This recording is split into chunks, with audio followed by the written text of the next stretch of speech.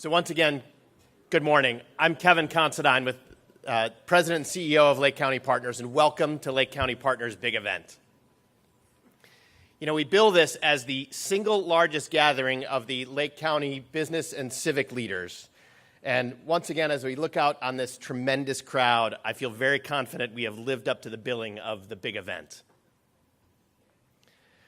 We are very grateful to have so many of you here with us today and a number of distinguished folks and elected officials with us. So I want to recognize those. We couldn't do what we do without the support of the Lake County Board. And so could I please ask, and frankly, all of Lake County, could I please ask the Lake County Board members and all county-wide elected officials to please stand.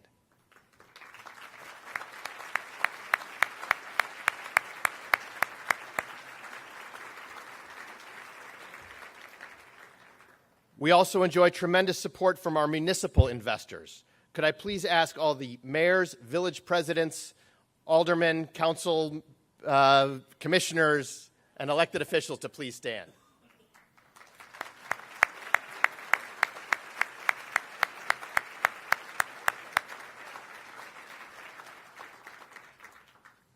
As well as our township supervisors and assessors. Can I ask you to please stand?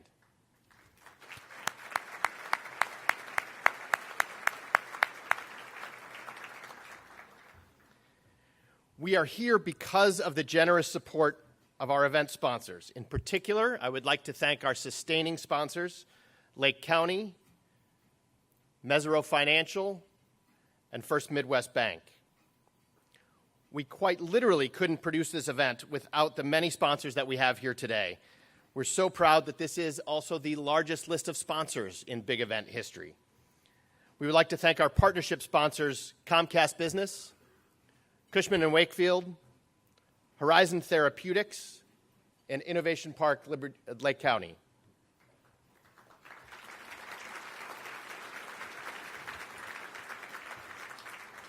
Thank you to our many table sponsors. I encourage you to flip over the program that's at your seat and look at that list of logos and see all of the companies and organizations who are supporting economic development in Lake County here this morning. And finally, and frankly at this hour most importantly, you'll notice that you've all been enjoying coffee, compliments of our caffeine sponsor, CIBC Bank. We have the unique distinction of being the single most highly caffeinated event in Lake County every year. It's proven. I've got the data. And we are fortunate once again to have CIBC Bank providing that fuel for us this morning. On that note, we're going to invite you to take a few minutes to enjoy breakfast. We have a terrific menu. There's a menu card on the table in front of you if you need to review that. And we want to make sure that you have time not only to enjoy that food, but also the company of those around you. And so we're going to start this off also with a little game for you to play at the table. So you'll see that we have our keynote speaker's book, Sam Walker's books there for everybody. But there is one baseball.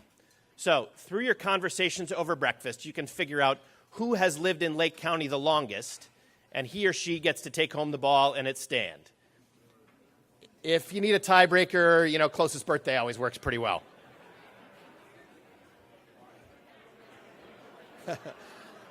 On that note, no throwing of the baseballs, please. We didn't buy that insurance. Enjoy your breakfast. We'll be back to start in a few minutes. So I'd like to welcome to the stage one of our biggest supporters, Lake County Partners Board Chair Richard Korngold. Richard is a Senior Managing Director at Mesereau Financial Wealth Advisors. Mesereau has a long-tenured commitment to Lake County Partners, and for years, Richard has been leveraging his expertise to help Lake County Partners drive the economy forward. Under his direction and guidance, we've made tremendous strides, and I'm delighted to bring him up here this morning.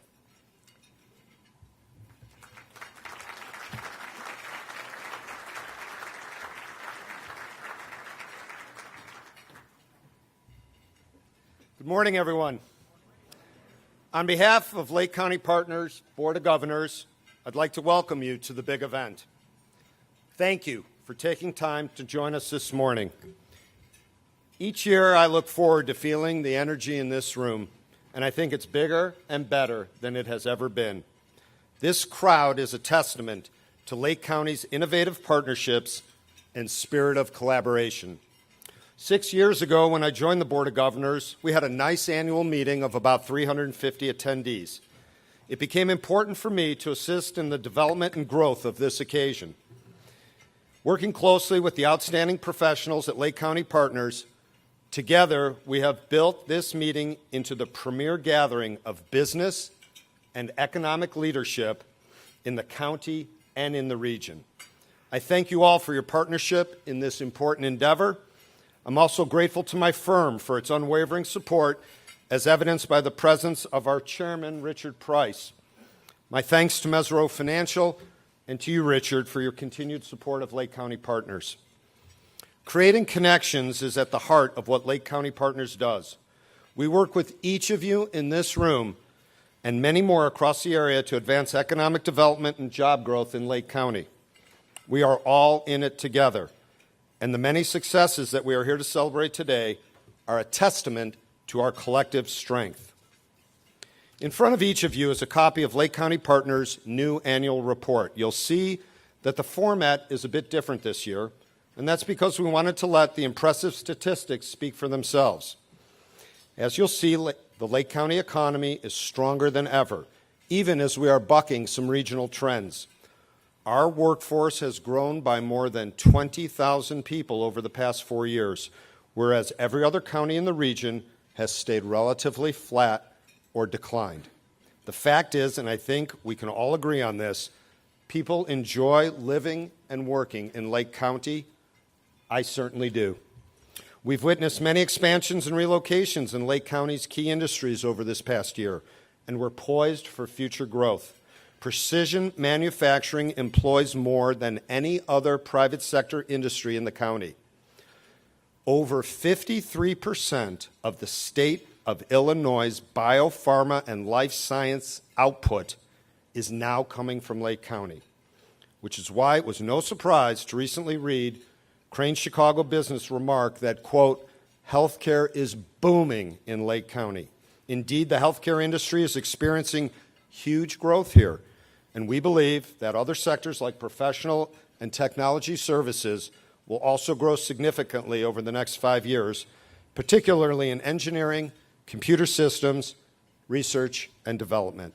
We, along with many of our partners, including Lake County Workforce Development, the College of Lake County, and Lake County High School's technology campus, have risen to the challenge to meet the needs of the growing business community.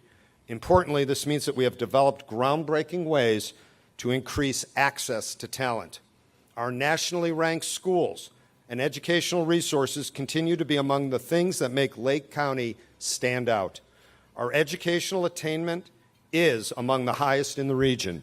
We've seen huge investments in STEM education at all levels, including major facility upgrades at the College of Lake County, Roslyn Franklin University of Medicine and Science, and Lake Forest College. Businesses have never been more plugged into the resources offered at educational institutions, which is why we observe that 40% of major degrees studied at the College of Lake County directly correlate with Lake County's most in-demand jobs.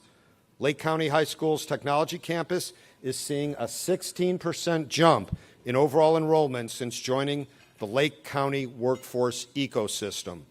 We've continued to build on our training and employment programs, career expos, and job fairs, and we've embarked on new relationships with high schools to give students the opportunity to understand what the job market might look like when they graduate.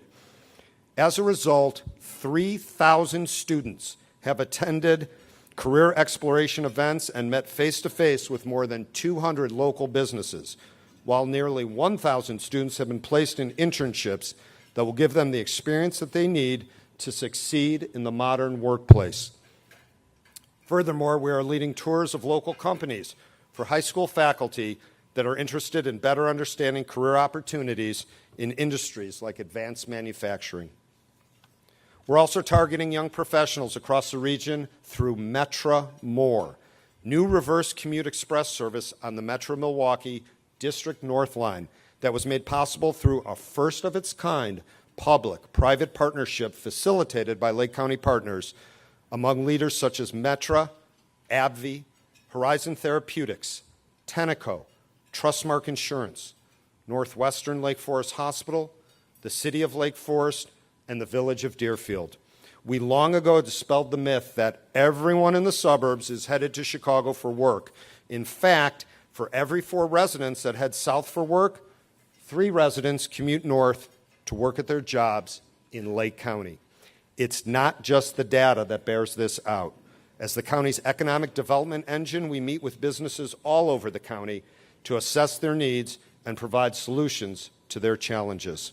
We continue to hear that talent is the single most important issue for business growth, and we have discovered it is directly correlated to transportation access. Companies need the ability to attract and retain a diverse workforce, and Metro More helps them in this effort. Thank you to everyone involved who made this long-term goal such a win for Lake County.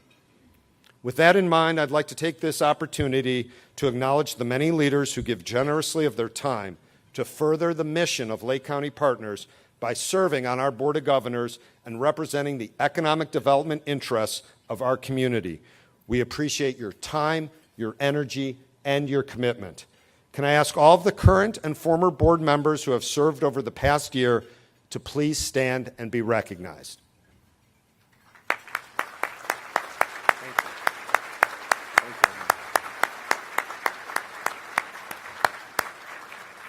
Thank you. You'll notice that current board members are all wearing blue ribbons denoting their board member status, and I'd encourage you to connect with them today to learn more about our work and how you can support our efforts. Lake County Partners is a not-for-profit corporation, so we rely on the financial support of our investors. We welcome the chance to discuss how your company can join our ranks, explore the benefits of investing, and make a difference. I'm now pleased to introduce my colleague and our next speaker, Melissa Bean, to share her views on the current economic outlook. Melissa is that rare executive who has experience in the private, nonprofit, and public sectors. She joined Mesero Financial last month as president and CEO of our Wealth Advisors business. Prior to joining Mesero, Melissa was a global vice chair and chair of the Midwest for J.P. Morgan Chase. Following 20 years in technology, she led the Executives Club of Chicago as CEO. Many here know her as Congresswoman, representing Illinois' 8th District. She served 3 terms in the U.S. House of Representatives, where she was known in Congress, the White House, and the business community as a go-to nonpartisan leader for practical policy solutions. She was a leader on the House Financial Services and Small Business Committees and vice chair of the NDC, a pro-growth coalition committed to trade promotion, global competitiveness, and STEM education. Melissa remains active on local boards to promote inclusive growth and opportunity throughout Illinois. Please join me in welcoming my colleague Melissa Bean to the stage. Thank you.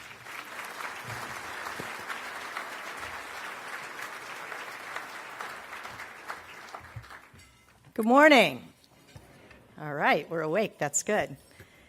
I'm Melissa Bean, and so glad to be here to speak with you again. The last time I spoke at Lake County Partners, I was working in Washington for you as your representative in Congress. But today, on behalf of Mesero, I'm filling in for Sumit Desai, our Director of Research, who spoke for you at the last 2 events.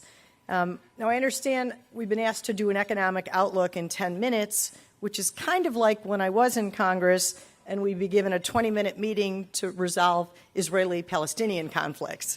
Doesn't work so well. I will do my best to be brief by focusing on domestic market stats. So Warren Buffett once said, risk comes from not knowing what you're doing.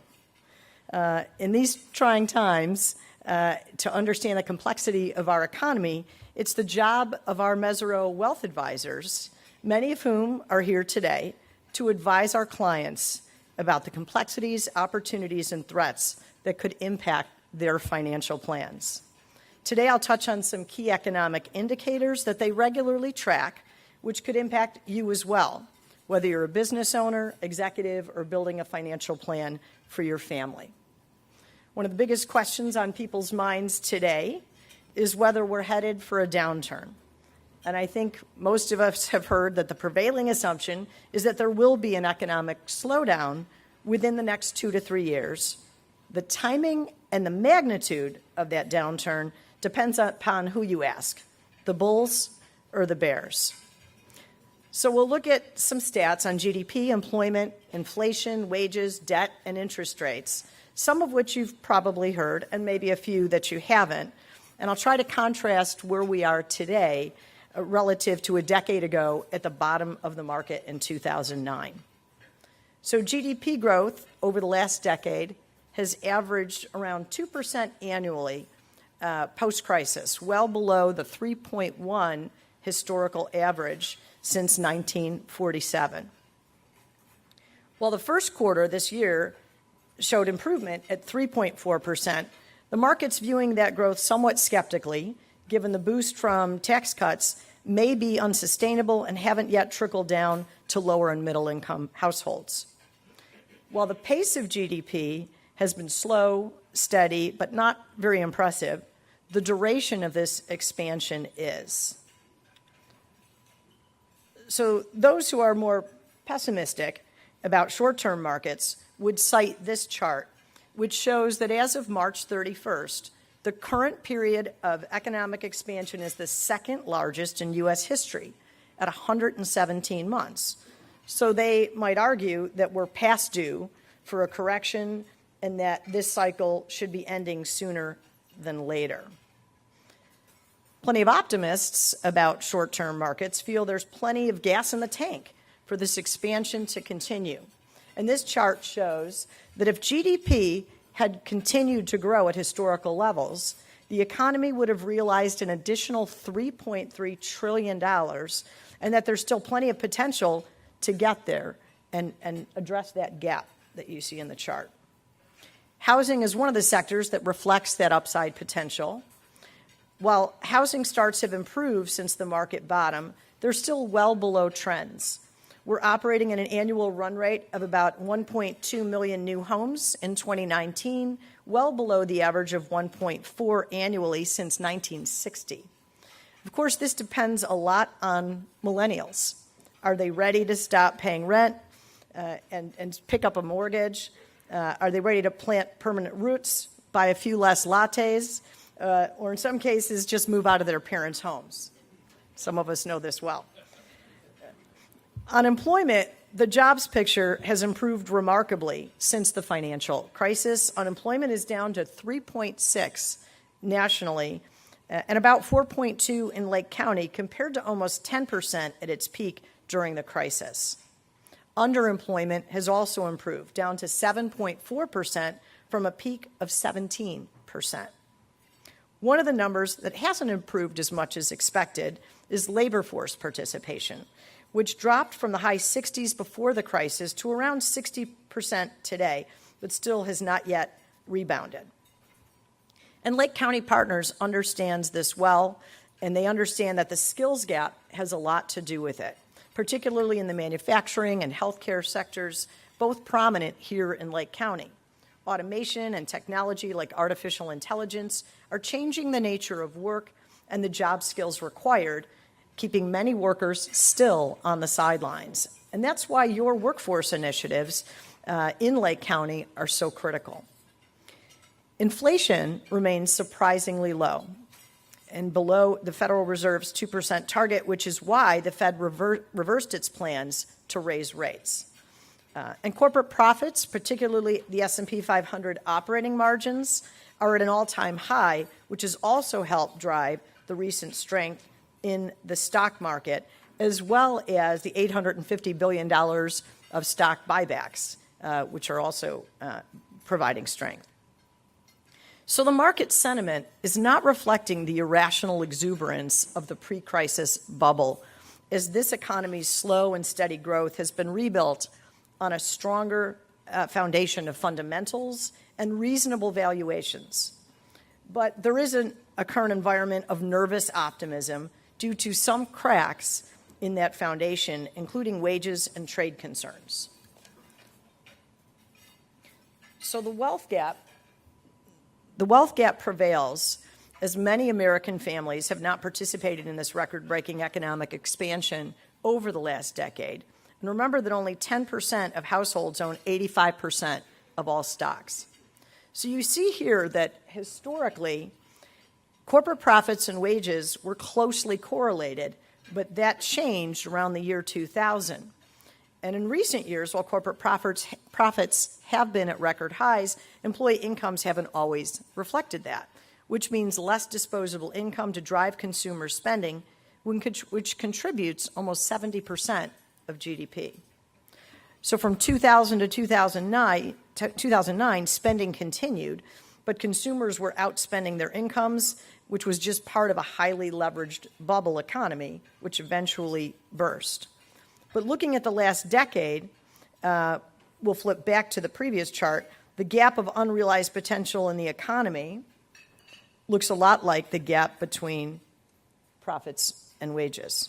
So is the 2% the new norm, or will we see another solid quarter of GDP growth to get back on track to historical averages? As we've seen in recent weeks, trade concerns and the threat of tariffs can have unintended consequences on the market in the short term and the economy overall.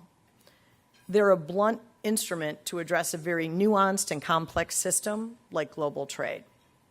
Lake County exports $6 billion annually, more per capita than Cook, DuPage, Will, or Kane, and foreign-owned companies employ 36,000 people here. So I know the outcome of the trade talk is particularly relevant to this audience. Many of our small and mid-sized business owner clients tell us that the tariffs and trade wars have caused input costs to rise, which is hindering their ability to compete and invest. And while we all know that rational solutions are possible, sometimes irrational decision-making comes out of Washington, which remains a risk. And another risk is rising debt levels. So this 10-year expansion and jobs picture has been fueled by an extremely low rate environment from accommodative central banks, both here and abroad. But what this chart shows, or will show in a second, is that leverage is back. The good news is that consumer debt for families and households is largely in check, excluding student debt. Household debt to income is at a near all-time low, but balance sheets, of corporate America and the federal government are not holding up as well.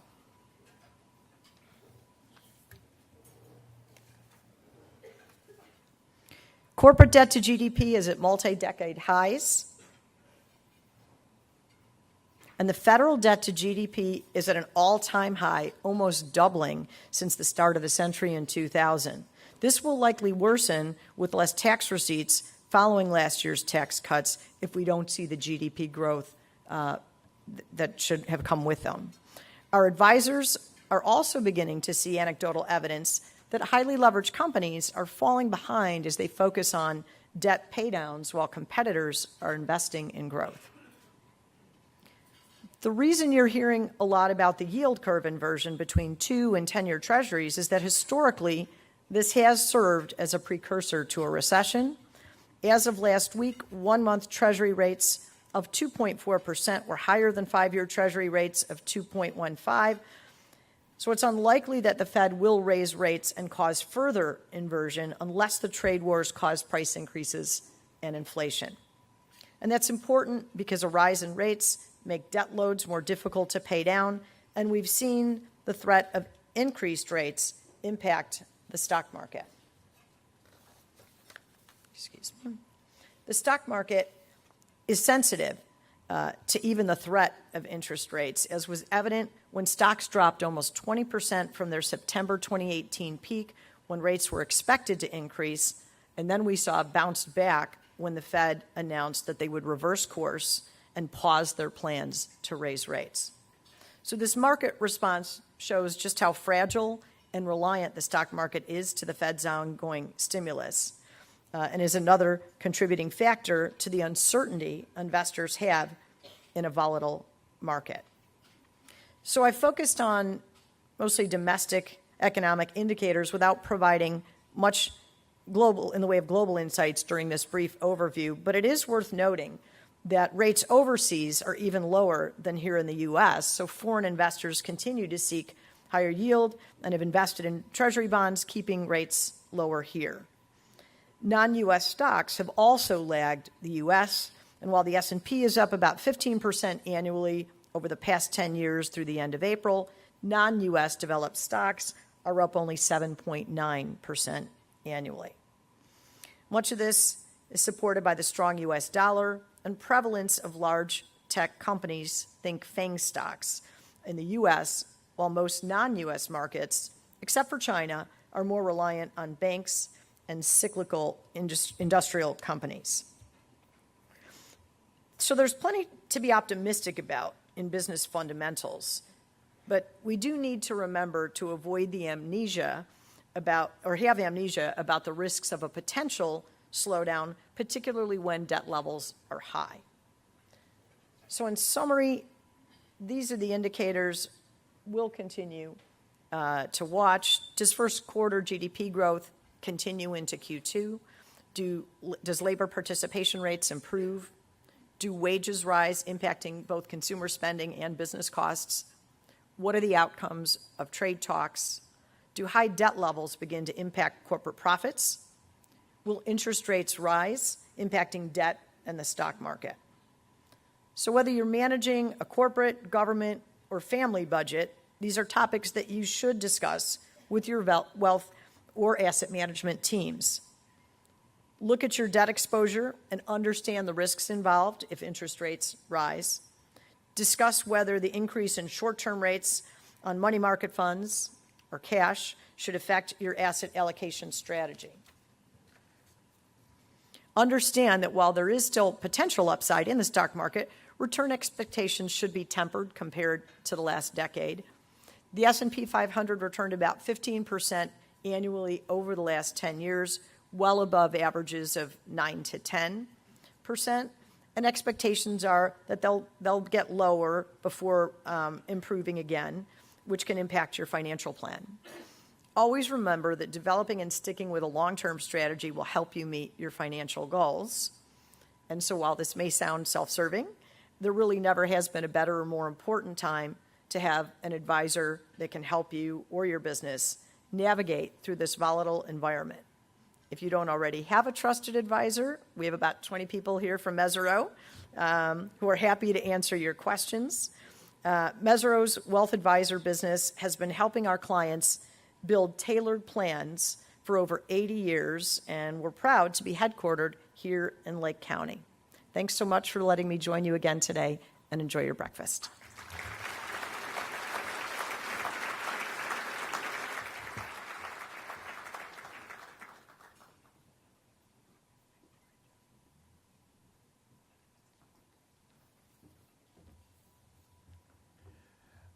Melissa, thank you, and thank you for joining us today. And Richard, we know those topics are really top of mind for all of us these days. So we really appreciate the clarity and, frankly, the interesting food for thought. With that, I'm pleased to announce and to introduce, Jennifer Harris, president of CR Search Incorporated, a professional recruiting firm and a big supporter of the Lake County workforce ecosystem. Jennifer serves as the chair of the Lake County Workforce Development Board and is a member of the Lake County Partners Board of Governors. She's also on the National Association of Workforce Boards Board of Directors and was recently elected vice chair. We are really lucky to have such an incredibly talented and dedicated partner. Jennifer?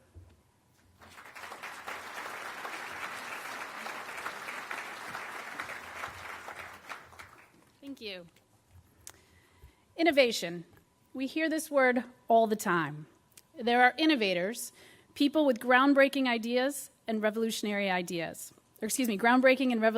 ideas. And then there are innovations, crazy ideas that become tangible and change the way we live.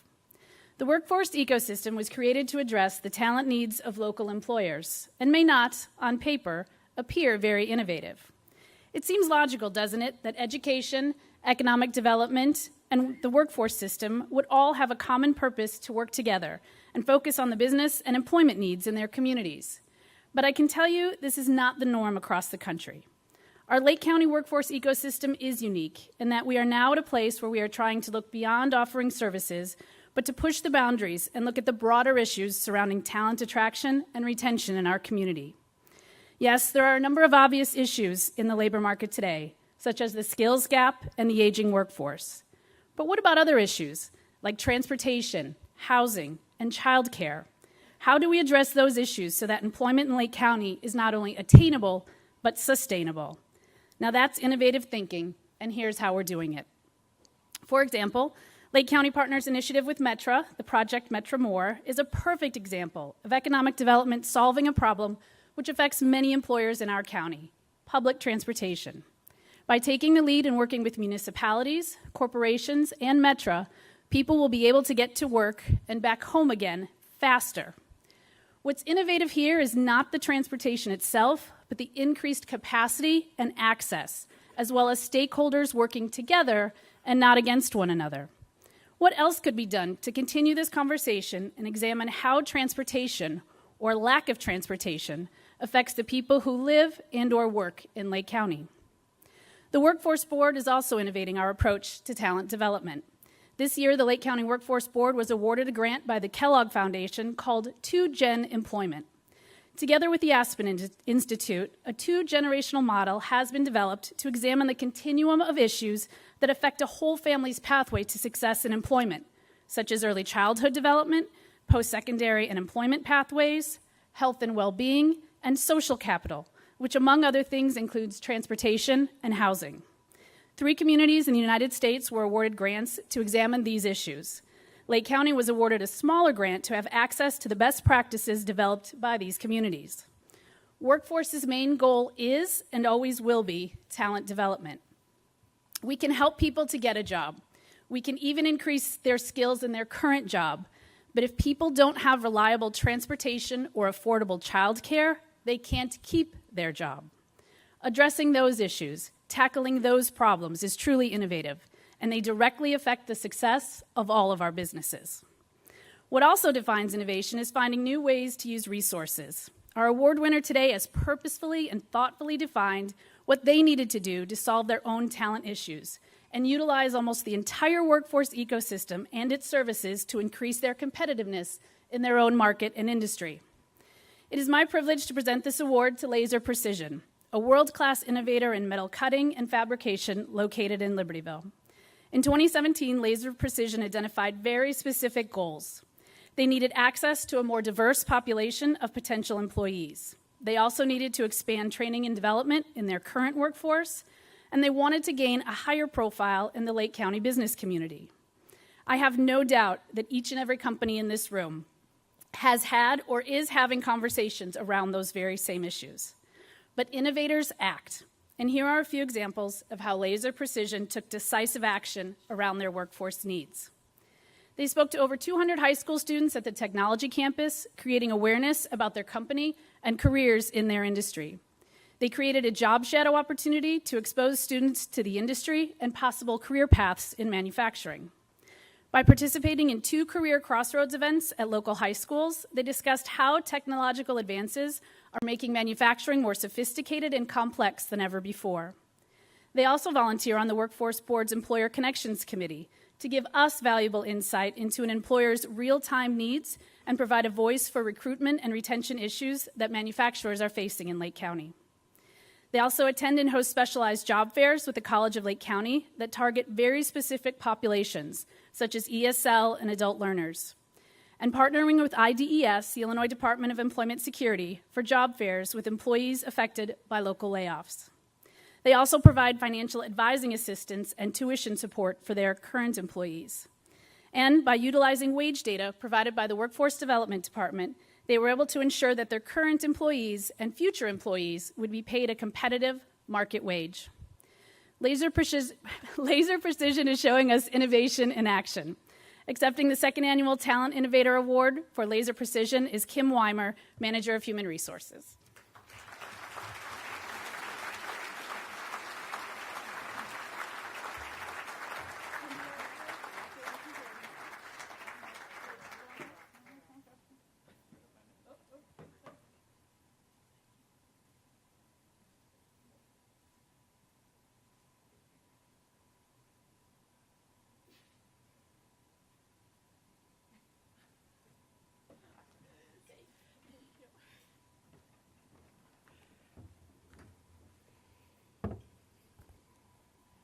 Good morning. Thank you, Jennifer. It is an honor for Laser Precision to be recognized today by Lake County, the Lake County ecosystem. Over the past 2 years, the concern of an aging workforce and the skills gap made it abundantly clear that as an organization, we needed to start thinking outside of the box to build our own talent pipeline. With the assistance and support of Lake County partners, workforce development, the Lake County Tech Campus, and the College of Lake County, we have made great strides towards informing and educating young adults and underskilled individuals about potential career paths to obtain careers in manufacturing. Last year, I attended the big event and was left with one question. What can Laser Precision do to become more involved in promoting skilled labor opportunities in Lake County? The answer was simple. We needed to get in front of as many potential candidates as possible. We have been working to achieve this with the aid of the ecosystem. I know it seems like a daunting task, or we struggle to find the extra time, but I challenge all of the employers that are in attendance today to start thinking what we can do differently and how we can work together to propel Lake County forward. Laser Precision was founded by the Adams family and has housed our operations in Lake County since 1994. One main variable that has contributed to our success in being recognized as a world-class organization is our team of employees. Without their hard work and dedication to produce quality parts made safely, and we would not be able to consistently deliver on time to our clients. We depend on the veteran members of our team to mentor those who are on our team with little to no experience in manufacturing. This approach to on-the-job training, coupled with formal education in a classroom setting, will allow an individual to accelerate their career path at Laser Precision. As a team, we look forward to continuing to participate in the growth of Lake County. We have covered a lot of ground, but there is still work to be done. Continued success can only happen with the combined efforts of all businesses in Lake County working towards the same goal, the goal of continued workforce development. Once again, on behalf of Laser Precision and the team at Laser Precision, I would like to personally thank the Lake County ecosystem for their support and recognition today. Thank you.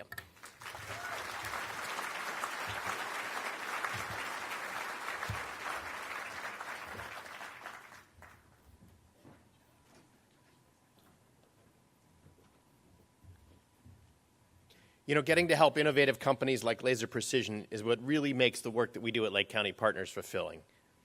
Manufacturing is such an important component of Lake County's economy, and Laser Precision is really at the cutting edge, if you'll forgive the pun, of workforce, yeah, I know, but I had to have one, right? Not only of workforce development, but what's really significant here is raising the prominence of manufacturing as a whole across the county. And we so appreciate their investments to raise that awareness and raise the benefits beyond just their own walls, and that's really made an impact.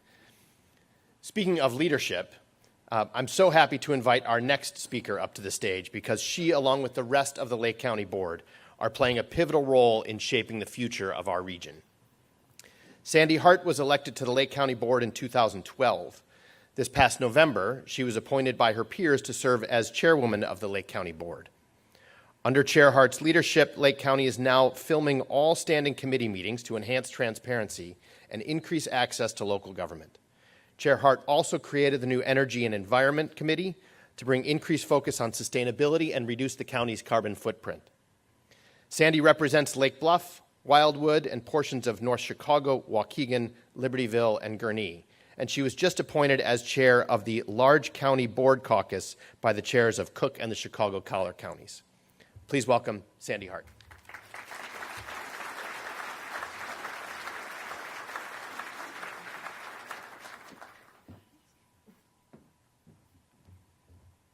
Wow, there's a lot of people here. Good morning. I am honored to speak to you today. On behalf of the Lake County Board, thank you for what you do to make Lake County a great place to live and work.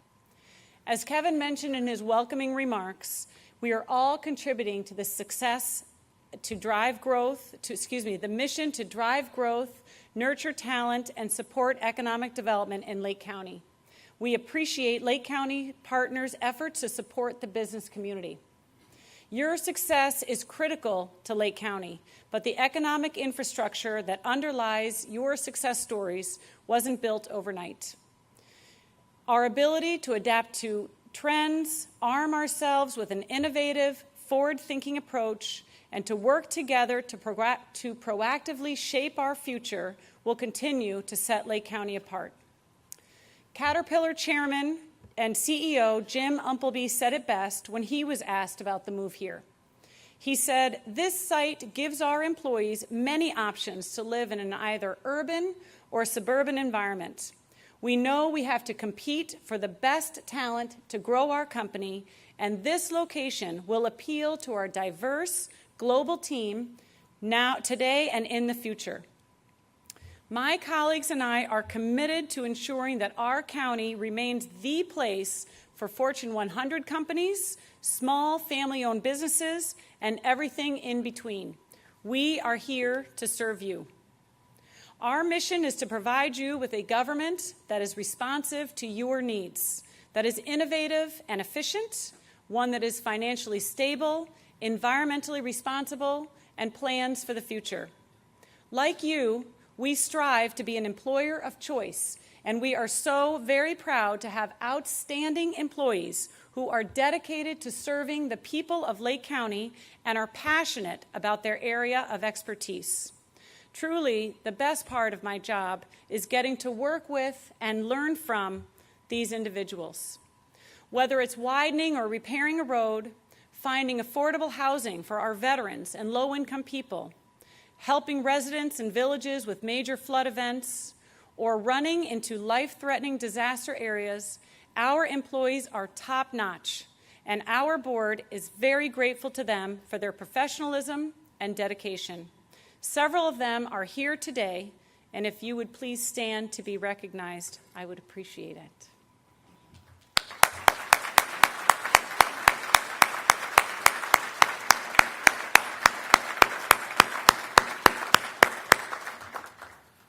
Thank you. We all collaborate with village presidents and mayors who step up to serve their communities, to ensuring we are working in tandem to build a stronger county that provides the services our residents and businesses require.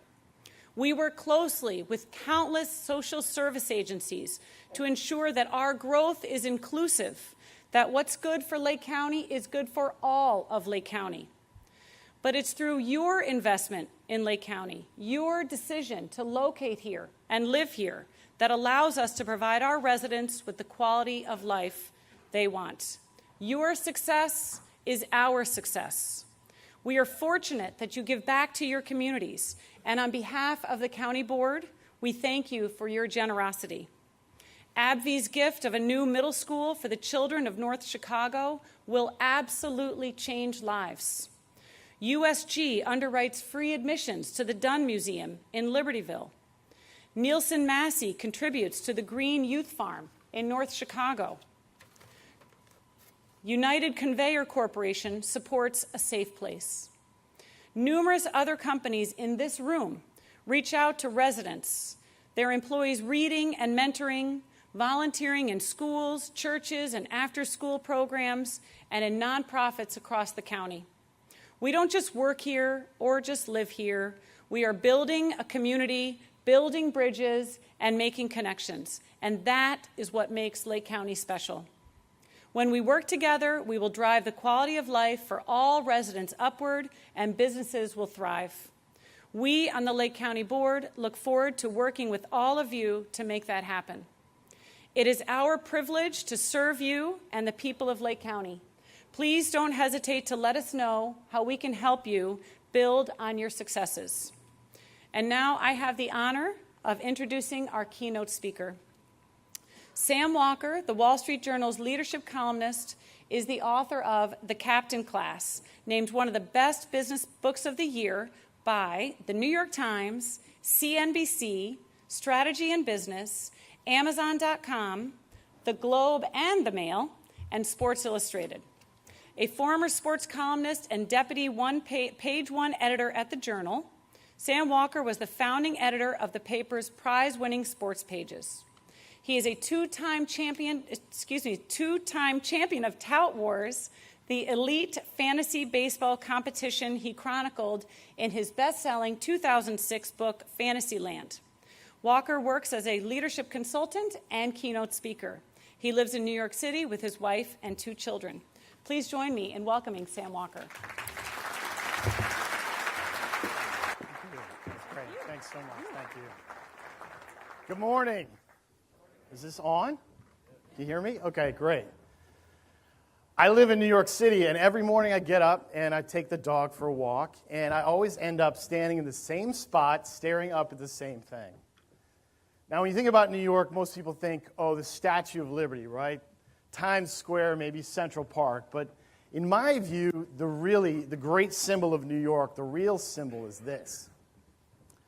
It's the Chrysler Building, right? If you don't know what the Chrysler Building is, this is the most audacious, beautiful, impossible skyscraper ever built. For a time, it was the tallest building in the world. And it inspires me because I see it as a perfect example of what we can do if we just set aside all of our concerns and we dream big and we execute brilliantly. So the building always inspires me every morning when I stare up at it. Now, you probably have your own version of the Chrysler Building, right? Some great work of art, architecture, engineering, science, some product that changed the world, something that inspires you. But I can tell you one thing about it, whatever it is, it's just like the Chrysler Building in one way, which is they all come from the same source. They all come from the same place, a team. Teams are the fundamental building blocks of every great advancement in human civilization. Every great step forward is a monument to teamwork and a great collective effort. So teams are important. I think we can all agree that teams are important, but great teams, what about great teams? Great teams are everything. Now, a few years ago, a group of researchers, they did a study, and they asked workers across many different industries, thousands of them, to rate the team that they were currently on.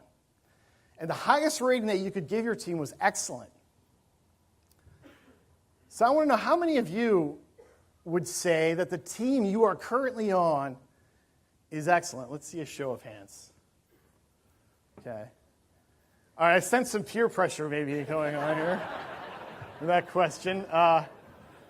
Anyway, I should say present company accepted, but okay. What was the result? Well, in the survey, that number came in at 15%. 15%, which suggests 85% of the teams out there are either mediocre or lousy. I was astonished by that number. I couldn't believe it. I mean, human beings have been on the planet for hundreds and hundreds of thousands of years, right? You know, the only reason that any of us are sitting here today are teams and teamwork, right? Teams are essential. So over all that time, how have we not been able to figure out how to move that percentage up, how to fix the formula? It always confused me. I didn't understand that. So for many years, at the Wall Street Journal, I worked in sports, and I covered a lot of the big events in sports history, all the big ones of the year, and I spent a lot of time around great teams. And not great teams, but some of the greatest teams ever, the Bulls, the Patriots, the Yankees, Barcelona, teams that are really unforgettable. And I was always fascinated by them. You know, what is it that makes them so much better than every other team? So whenever I had a minute alone with any of these athletes or coaches, I would ask them that exact question. Why? Why is this team so great? The only thing I ever learned from doing this was that most people on these teams hadn't really given that a lot of thought. You know, they kind of shrugged at the question. I mean, what I realized was that being on a great team, an elite team, one of the best teams ever, it didn't actually feel strange. It didn't feel like some alien abduction. It actually felt pretty normal, pretty natural. It just felt like everything was working the way that it should. It wasn't remarkable. So Tom Brady, I asked Tom Brady this question once, and he said there's no big secret to it. Do your job. Do your job. That's all it was in his mind. Now, as hard as it is to believe that, I started thinking, you know, maybe they're right. Maybe it's not so complicated. Maybe the secret of great teamwork is something that's pretty pretty obvious. Maybe the only reason we can't see it is that it's right at the end of our noses. What if we could figure out what it was? Wouldn't we be able to create more great teams to move that 15% up? So that's what started me on the course of my research. And this was in 2005. And I decided, here's what I'm going to do. I'm going to use sports as my laboratory. And I'm going to come up with a list of the 10 greatest teams in sports history. And then I'm going to study them and figure out what they had in common, right? And I will crack the case, right? I thought it would take 2 weeks. I said 2 weeks maybe, tops. So in the end, I did come up with that list. In fact, there weren't 10 teams, there were 17 teams on my list. But it didn't take 2 weeks or even 2 months or even 2 years. It took about 10 to put this list together. And the reason is that no one had ever done this before. No one had ever done an objective study of what the greatest dynasties in sports history are that was based on some really good criteria. So I had 8 tests that a team had to pass to make this list. Some of them were, they had to play at the highest level of competition in their sport in the world. They had to play against the other great teams of the time. They had to have sustained their dominance, not for 1 year or 2, but for at least 4, and for many years more than that. They also had to do something unique, some streak of championships or consecutive win streak or something that no team had ever done. So all the teams on this list, look, we can debate this all day. There's some glaring omissions on this list, and I'll talk about one a little later. And there's some teams you've never heard of, because I had never heard of them. The Cuban women's volleyball team, you know, the greatest Olympic team of all time. I didn't know it. The Hungarian men's soccer in the 50s. I didn't know anything about these teams. Here's what I can tell you about them, though. They are freaks. Freaks, outliers. They did things no team's ever done. They came out of nowhere, and they accomplished something that no team has ever done. So my theory was this. It doesn't matter. There are 100 more teams that were very close. On this list, though, I was convinced that if there is some DNA, some secret of great teams, it would have to be on that list. It had to be there. So that's where I started. Now, I took my teams and I said, okay, what is it? What's it going to be? And I looked at everything. I kicked the tires on every possible way. It wasn't talent. They didn't always have the best players. In fact, most of them didn't. It wasn't tactics or strategy. It wasn't money. It wasn't upper management. It wasn't even coaching. I was really surprised by that. Coaching wasn't the thing that made all these teams great. The one thing they had in common, and it was incredibly obvious, it was a pattern that just repeated itself over and over again. The one thing they had in common was that the beginning of their winning streak and the end corresponded very closely, if not precisely, to one thing. And it was the arrival of one player. And in every case, that player was the leader of the team or the captain. Now, this pattern was so clear that I didn't really believe it. I didn't understand how the leader, the player, the captain could be so influential inside a team. But there I was. Captains, right? Not where I thought I would end up. So I started looking at these people and studying them. I talked to all the ones that are still living and everyone who played with them, and I tried to figure out, who are these people? What's their secret? What makes them such great leaders? And you know, what I realized right away was that they were nothing like the leaders that I would have imagined. Not at all. First of all, very few of them were stars. Most of them were role players, defenders, people who weren't the face of the team or the best player. They were not charismatic people either. They weren't celebrities. They weren't the face of the team. They weren't really comfortable in the spotlight. They were also really difficult to manage. They would push back against anything they thought was getting in the way of the team succeeding. And they would push the rules to the absolute breaking point. All of these things they did, in fact, many of the things they did I thought were things that would disqualify somebody from leadership. So this made no sense to me at all. I realized I had a lot to learn. So over many, many years of doing this study, I came up with all the things they had in common. There were 7 traits that these captains all had in common. And they all involved the way they led. And these were things they actually used to make their teams better in competition. And there were 7 of them. And here they are. These are the 7 traits of elite captains. Okay, I'm going to get back to this slide later. I wanted to go through a couple of them, if I can, that I think are really relevant in business. Now, the first one, carrying water. Okay, I mentioned that most of these captains were not stars, but sometimes to an incredible degree. And the first person I wanted to look at. I went straight to this person, Carla Overbeck. Now, if you don't know who Carla Overbeck is, that's okay, because you'd have to be a serious soccer geek to remember who she is. In 1999, the U.S. women's national team won the World Cup. For the first time. It was this huge story. I mean, huge television ratings. You know, you probably remember Mia Hamm and Julie Foudy and Brandy Chastain, and this was a big, big deal, right? Famous team. This team was great for longer than that, but the one person you don't know is who's the captain of that team. I don't think it was Mia Hamm, but no, it was Carla Overbeck. Now, there's a reason you don't know who she is, and the reason is pretty simple. She didn't care if you knew who she was. She had no interest in being the face of that team or the accolades or any public adulation. She was not someone who cared about the attention. I'll give you an example. So the team wins the World Cup. They fly to New York. They get the key to the city, ticker tape parade. They're on Letterman. The whole team is there except for one person. Carla Overbeck, all she wanted to do was win that trophy. She won the trophy. She didn't fly to New York with her teammates. She flew home. She was happy. She didn't need any of that. She was happy to have her teammates do it. I asked her what she did that day when her teammates were, riding in open cars down Broadway, and she said 3 loads of laundry. So there you go. She didn't care. The thing that confused me, which I really needed to know more, was, how do you lead that way? How's that leadership? How do you lead from the back like she did? She wasn't the star of the team or even close to his best player. She was someone who was a central defender who would never be in the highlights, never seemed to do anything dramatic or score, right? How do you lead that way? Well, I called one of her former coaches and I said, what was Carla's leadership style? And he said, I'll tell you a story. He said the team would go on these long road trips to Japan or Norway, and they'd be exhausted. The players would collapse in their beds, and within a minute or two, they get a knock on the door. And they open up the door, and here's Carla Overbeck, the captain of the team, and she's carrying their luggage, right, which she's brought from the bus to their rooms for them, right? And I said, well, that's a terrific story, but how is that leadership? And he said, listen, Carla Overbeck knew exactly what she was doing. She did hundreds of small acts of service for that team all the time. And by doing so, she made it very clear to her teammates that she did not care about herself. All she cared about was that team. She'd do anything for it. And what this did was it gave her this credibility. She was able to bank this credibility with her teammates, this currency.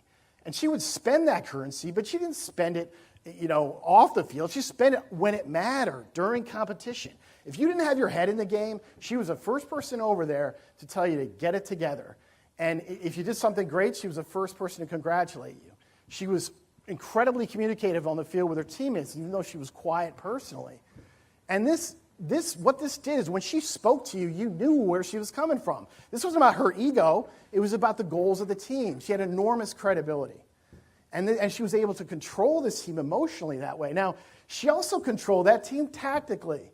Because every time she got the ball, she would pass it immediately to a better athlete, to Mia Hamm, or one of these great athletes. And over time, that created this dependency. Her teammates needed those passes from her. They wanted her approval. She was able to control the way the team played and also how it felt and how it reacted to adversity, everything. And she did it in the shadows. She never got any credit. No one even knew who she was. And she was fine with that. Now, the lesson for all of us is you got to be a little bit like Carla Overbeck. It's the hardest thing to do. It has to be enough that your team wins. And frankly, if you're the one getting the attention and the promotion and all the adulation, you're probably not doing it right. You have to do the thankless work in the shadows that your team needs done. That's what leadership really is all about. And if you do that, you're going to have to let other people shine. And you have to be okay with it. But that's the way to be a great leader. It takes an incredible amount of selflessness, and you have to be able to work in the shadows and be okay. All of these captains had that trait. All right, the next one that I think is relevant to you is practical communication. Now, if you think about what athletes do or anyone does when they want to motivate a team before a big event, what do? The speech, right? Do what I'm doing now. They give a big speech. It's like you got to say the right words at the right moment, like with just the right amount of passion to fire everyone up. That's what I thought too. That's the Hollywood version, right? But I looked at these captains, I was astonished. One of the most astonishing things. Not a single one of them liked giving speeches. In fact, some of them never did. Carlos Puyol, the captain of Barcelona, told me that in his entire career, he never talked to the team as a group. Never, not once. They didn't like doing this. They didn't think they were good at it sometimes, or they just didn't think it was effective. This blew me away. So I said, all right, if they're not giving speeches, how do they communicate? How do they communicate with their teammates? Well, I went straight, again, right to the example that confused me the most, which is Tim Duncan. Now, if you don't know who Tim Duncan is, he was the captain of the San Antonio Spurs, one of the great dynasties in NBA history, 5 NBA titles, highest long-term winning percentage, 18 straight playoff appearances, all under his watch.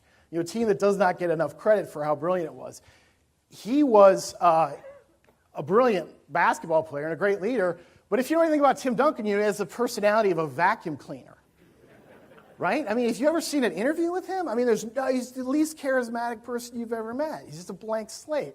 People have called him the most boring superstar in sports. So I want to know, how does Tim Duncan motivate people, right? So I spent a lot of time with his team, watching them play and practice and watching them interact with each other. And what I realized was that Tim Duncan actually talks a lot in that team context. But his communication is not the kind that you would think. It's not what you would think a leader does. His method is he will pull individual players aside, and he will pull them aside, and he will have a conversation. He's constantly looking for who needs his attention. And as soon as he sees someone who needs something, he takes them aside, and he has a very engaged, intense conversation with them where he listens as much as he talks with great engagement. He uses his eye contact and his gestures and his facial expressions to emphasize his point. And it's an incredibly effective way to communicate. It's not speeches, it's just hard work, one-on-one communicating with people. Now, all these studies have shown that the same thing is true in business. Great business teams have someone like that who circulates widely, approaches everyone, and has intense conversations that are two-sided. What this does is it creates a culture where no problems fester. Tim Duncan addressed every issue in the moment as it happened. Nothing ever festered. The team never developed any resentments that tore it apart. Everyone knew they were going to be able to have their say, but that they were also going to be held accountable, right? So they were very talkative, and that's the secret to longevity. That's the secret to sustaining success, is having that open communication. So for all of you in your teams, look, this can be kind of liberating. You don't have to have a silver tongue to be a great leader. You don't. You just have to put the work in. Different kind of communication. All right, I want to talk about some takeaways from my research. And the first question I always get is, are great leaders made or born? Now, you may not have the characteristics of these elite captains, but here's the thing. Take another look at that list of the 7 traits, right? And I want you to think about what's not on that list. What's not on that list? God-given talent, charisma, natural ability. You know, it's great to have, don't get me wrong, but you don't have to have it. It's not a requirement to be a great leader. All of these things are about one thing, and that is behavior. It's just leadership is just a form of behavior. It's something that can be modeled, right? Anyone can get better at it. You can make better choices and become a better leader. So remember that. I mean, it's really about thinking about what you do in every situation. Every leadership situation is a right way to respond and a wrong way. And you can figure out how to make better decisions and make your team better. All right, I lied a little bit when I said that's the first question I always get. So, especially in this town, okay, I'm not going to spoil the book. I wrote a whole chapter about this because it was fascinating. The Bulls didn't quite make my top list because they didn't win enough titles, as many titles as the Celtics or as long as the Spurs. They didn't do anything unique. But it's a technicality because they totally fit in this model. And they had one of the great leaders that I've seen in sports in the U.S. Here's the thing. It's not this guy. Everyone thinks Michael Jordan was the leader of that team. Michael Jordan is a phenomenal basketball player. He was not a great leader. And if you look at that list of traits, you'll see why. There are a lot of things he just did not do. They didn't become good 6 years before he won a championship. They did not become good until Phil Jackson decided in 1990, at the beginning of the season, to make another player the co-captain of the Chicago Bulls. That is the exact precise moment they became a championship team and started winning titles. I'm not going to say any more than that. You'll have to check it out. Okay, I wanted to talk a little bit. I think I'm short on time. I wanted to. This is not advanced. Oh, there we go. This is a book. I wanted to talk a little bit about corporate environment. And I've always been saying that managers are incredibly important. And not just the CEOs at the top, but the people who are in the front lines managing people. Those are the teams that really make or break you. And that's where these leadership traits are important. And Gallup just came out with this book in which they did a 10-year study, and they found that basically 70% of the battle in terms of having productive, happy, engaged teams is the quality of the manager. So I was very happy to see that. I like putting it up here because it kind of validates my research, and I think it's something you should all think about. Those managers are incredibly important and how they lead. Okay, before I go, so what I've been doing since the book came out is I'm working with a lot of teams, and I'm consulting with them, trying to help them get better. And I've worked with NFL teams and baseball teams, college teams. I work with the Marine Corps. I work with some businesses as well to help them build a better leadership culture. Now, I've spent a lot of time working with the Chicago Bears up the road. And I've been working with them for a couple of years, and I spent most of my time with Mitchell Trubisky, who's the quarterback. Obviously, you know that. And he is the rare athlete who really cares about leadership and is studying it as a student would and trying to be as good as he can. We spend a lot of time working on everything from his body language and communication to how he interacts with his teammates. And I have seen it just last season, from the first few games into the next, I saw him develop his leadership skills to a point where he was doing things at just next level. You know, he really became the leader of that team and was actually elected the captain before the playoffs. He's got, whatever it is, he's got it. He's got that intangible leadership quality and that ability to relate to other people and the right mindset. Here's what I want to end with, and I want you to all think about. Mitchell Trubisky very clearly, almost very nearly did not make it. He almost didn't make it. You know why he didn't make it? Because in college, he didn't play a lot. The reason he didn't play a lot, you know what one of the reasons was? Because he had coaches who didn't think he was leadership material. He had coaches who thought he wasn't mean enough, orderly enough, fiery enough. He was too nice. He was too, friendly. He was quiet. He was too grateful. It was just the qualities they didn't really think of as leadership qualities, right? So he lost playing time for that. Mitchell read my book, and it's like a light went on in his head. He said this. I had something, he's saying it. He said, wait a minute, there's another way to do this. That's me. That's who I am. That's how I want to lead. That's how I want to do it. And that's the reason we started working together. But I want you to remember one thing. If you want to try to build this culture inside your own company, or you want to be better yourself as a leader, the important thing to do is to remember that these qualities are not obvious. These great leaders are not the first people you notice. Sometimes they're the last person you would ever expect would be the leader of your team. It's not about what people say, what they look like, the vibe. It's about what they do. It's about their behavior. It's about the choices that you make. You know what? It actually is pretty simple in the end. It's very simple. Leadership is the key to great teams. And it's a simple process. The problem is it's not easy. Usually the decision that you have to make, the right decision, is the hard one. It requires an incredible amount of work and sacrifice on your part.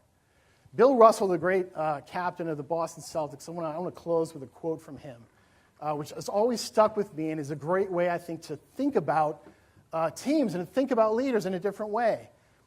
He was asked about his mindset as a leader, and he said this. He said, my ego demands for myself the success of my team. Let me repeat that. My ego demands for myself the success of my team. Thanks a lot.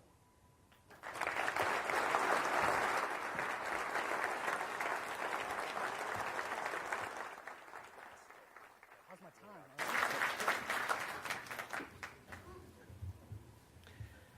Thank you, Sam. I heard about Sam and the captain class last year when the Tribune ran a story about his working with the Bears. And I thought, oh, there's our speaker. And then I thought, hang on, I better actually read the book first. So I've actually been looking forward to your hearing that material for a long time. These are really valuable insights. I am confident that you're all thinking the same thing. Not only as ways to make us better leaders, I'm sure we've all thought about instances and already the wheels are turning, but I really love kind of that counterintuitive piece, that these great leaders are not necessarily the ones that you think of first. And they might not be the ones, the most recognizable ones on your teams at work. And it'll help us identify those great leaders in our companies and teams.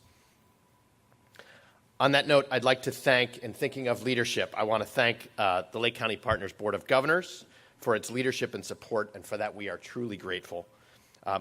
Obviously, I'd like to thank all of you for attending and all of our sponsors today who have made this opportunity possible.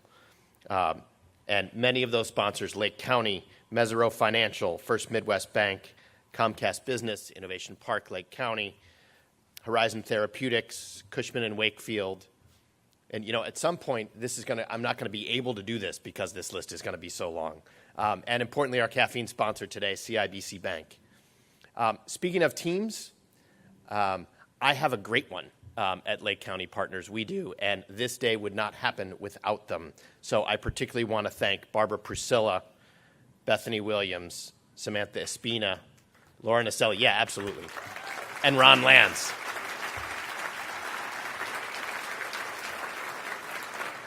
We've come a long way. Those of you who were maybe at some of the early events, this has literally doubled in size in just a handful of years.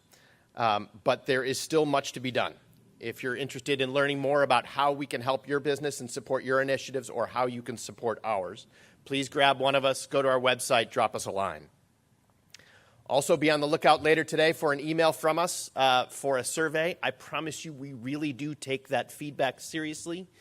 We have probably also tripled the volume of coffee served over the last couple of years as a result of that feedback. Anybody answering that survey will be entered to win one of 3 gift certificates from Southwest Airlines, compliments of our friends at General Mitchell International Airport in Milwaukee. And Sam is going to hang out for a little bit, is anxious to sign your books and defend his claim that the Bulls were not actually part of Tier 1. And of course, like last year, as has become a tradition, we have some additional coffee here for you, but there is a sweet treat for you on the way out. Brownies from the famous Bent Fork Bakery in Highwood. If you're not familiar with, ooh, yeah, hear that? Ooh, yeah, all right, so you are. If you don't know, trust me on this one, you want to get one. And, you know, today affirms a lot of things for me. Please take a look. I know, who reads an annual report? Seriously. But flip through it. It's an infographic. It's a really easy read. But I promise you, you're going to flip through here and realize that there are so many good things going on in Lake County that you had no idea about. And this and everything in that book and everything that's happened here today affirms our rock-solid belief that there is no better place to grow your company, your career, or your family than in Lake County. Thank you.